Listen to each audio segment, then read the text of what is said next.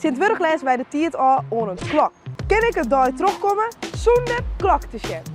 Goedemorgen. Nou, ik ben wekker. Ik sliep altijd met mijn gordijn open, dus ik denk dat ik met Isa heel erg let wekker van mijn. Ik denk ongeveer 9 uur. Naar mijn idee ben ik nog echt al 12 uur bezig. Ik weet nog net wat ik stoppen maak.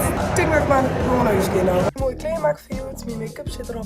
En ik zou rond 12 uur even een bakje koffie drinken met mijn broer. Nou, daar is ze. Volgens mij is het dus ongeveer 12 uur nou. Ongeveer 3 kwartier best binnen. Dat betekent dat het dan nou kwartier voor 1 is. Hallo! Volgens mij ben ik te laat. Ik denk dat het nou ongeveer 3:30 is. Nou, mijn nieuwe zieken is klaar. Ik maak straks nooit donsles. En dat begint om zo'n uren. Dus ik denk dat ik best wel even haast man. Want ik ben bang dat ik de trein al mist hè, eigenlijk. Met eerst doe ik een klok. Ik ben gewoon te betiet.